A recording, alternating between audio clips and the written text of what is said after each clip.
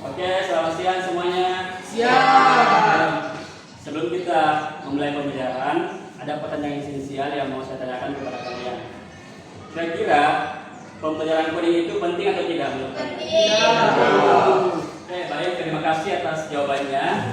Jadi pembelajaran coding itu sesuatu yang sangat penting untuk zaman sekarang. Kenapa? Karena itu sangat berguna untuk di SMK, misalnya di ATPR ataupun di TBSN.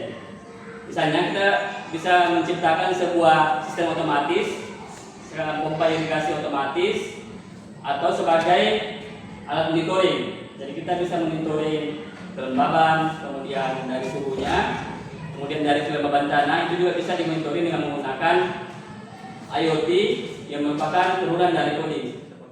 Hari ini, target pemerintah adalah swasembada pangan nasional. Tetapi pada kenyataannya, hari ini minat terhadap jurusan pertanian di tingkat SMK berkurang karena masih dipersepsikan menggunakan pendekatan tradisional dengan menggunakan sistem manual. Yang kedua, FAO mencatat bahwa pertanian mengkonsumsi sekitar 70% air tawar. Namun, efisiensi penggunaannya di banyak negara berkembang masih sangat rendah, terutama karena ketergantungan pada metode irigasi tradisional yang tidak presisi. Ketiga, dalam konteks Indonesia sendiri, dengan 7,5 juta hektar lahan irigasi dan 33,4 juta pekerja di sektor pertanian, tantangan utama yang dihadapi meliputi ketidakakuratan pengukuran kondisi tanah, ketergantungan berlebih pada tenaga kerja manual, dan minimnya pemanfaatan data untuk pengambilan keputusan. Yang keempat, suhu global yang naik 1,1% derajat Celcius sejak era pra-industri menyebabkan penguatan air lebih cepat.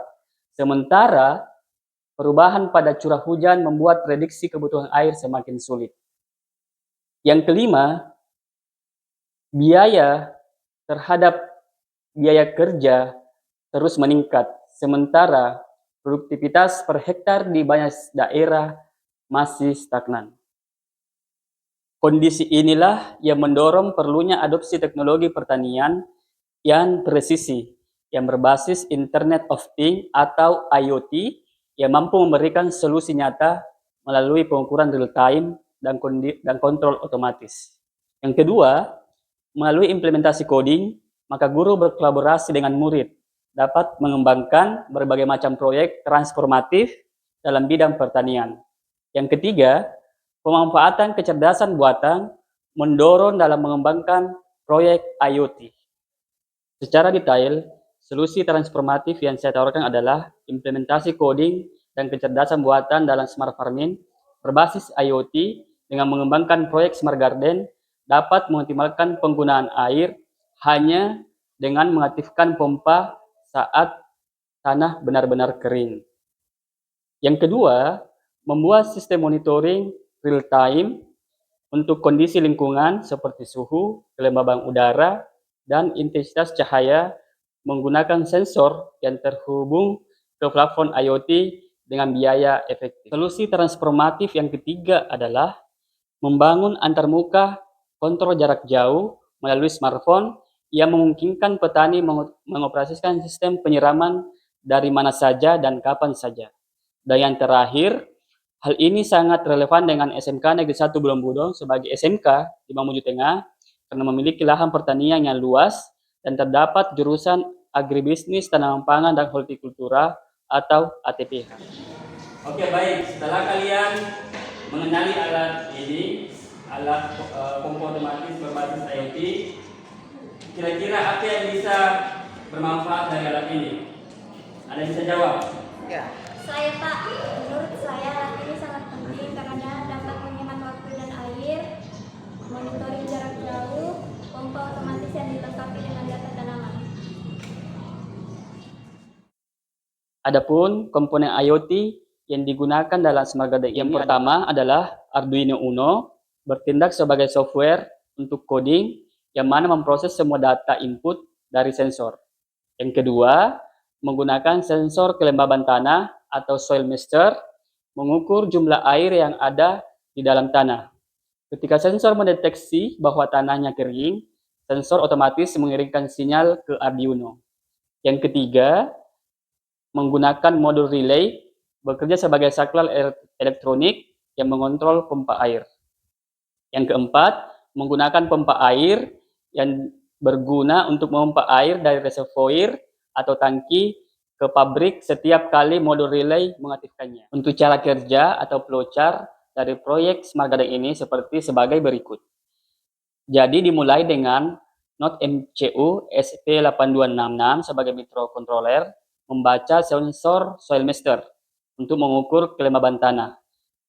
Untuk tanah di bawah 30% itu terbaca kering, sehingga pompanya akan menyala otomatis. Tetapi jika di atas 30%, pompanya akan mati atau dianggap basah. Kemudian hasil dari pengukuran itu dikirimkan kepada Blink sebagai monitor jarak jauh, baik menggunakan smartphone ataupun dengan desktop. Berikut adalah visualisasi rangkaian elektronik dari Smart Garden. Nah, untuk rangkaian elektronik dari proyek Smart Garden yang saya kembangkan seperti ini. Jadi ini menggunakan Node MCU SP8266 sebagai microcontroller. Kemudian ini adalah soil master untuk mengukur kelembaban tanah yang terhubung langsung dengan tanah. Kemudian yang ini adalah relay untuk mengatur aliran listrik dari pompa. Kemudian ini adalah pompanya yang mana nanti akan menarik dari reservoir kemudian memompakannya kepada tanaman. Untuk implementasi coding dengan berbantuan kecerdasan buatan pada proyek Smart Garden dengan menggunakan software Arduino IDE itu ditampilkan sebagai berikut. Untuk tampilan Blink pada desktop ditampilkan sebagai berikut. Untuk tampilan Blink pada smartphone juga ditampilkan sebagai berikut. Sebagai refleksi, proyek Smart Garden ini sangat penting karena hasil monitoring sangat dibutuhkan dalam bidang pertanian, khususnya jurusan ATPH tingkat SMK sebagai sumber informasi dalam menentukan kualitas tanaman. Yang kedua, murid SMK dapat menggunakan data-data hasil monitoring secara real time untuk melihat pengaruh intensitas cahaya, suhu, dan kelembaban terhadap tanaman.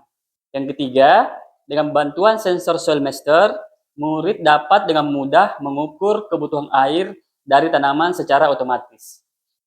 Yang keempat, selain memberikan kemudahan, proyek Smart Garden ini dapat menghasilkan pertanian yang presisi dan efisien. Proyek Smart Garden juga sangat relevan dengan pembelajaran mendalam, yang mana pembelajaran di kelas dilakukan secara berkesadaran, bermakna, dan menyenangkan. Aspek berkesadaran terletak pada kesadaran murid tentang pentingnya proyek pertanian yang transformatif di SMK untuk pengolahan pertanian secara efektif dan efisien. Sedangkan untuk aspek bermakna terletak pada kegiatan murid dapat secara aktif dan mandiri maupun berkelompok dalam mengembangkan proyek IoT yang transformatif yang mana dapat menggunakan model project based learning. Kemudian, aspek menyenangkan terletak pada penggunaan smartphone yang berbasis digital yang mana bisa dimonitoring dan dikontrol secara jarak jauh. Menurut saya bahwa pompa otomatis berbasis IoT ini adalah sangat bermanfaat dan efisien. Kenapa? Karena keunggulannya adalah menggunakan sistem yang otomatis dan dapat dikontrol melalui HP. Dan ini juga tentunya memberikan motivasi kepada anak-anak peserta didik baru nanti untuk bisa mendaftar di SMK 1 Budong-Budong. Bagi guru IPA di ATPH, penggunaan pompa otomatis ini sangat bermanfaat untuk masyarakat sehingga akan menarik minat-minat masyarakat nanti untuk menyekolahkan anaknya di jurusan-jurusan pertanian yang ada di SMK. Selain itu, pompa otomatis ini juga sudah dilengkapi dengan sistem otomatis secara real time yang berbasis IoT. Sebagai guru di jurusan agribisnis tanaman pangan dan hortikultura, menurut saya alat ini sangat bermanfaat digunakan dalam kegiatan budidaya tanaman.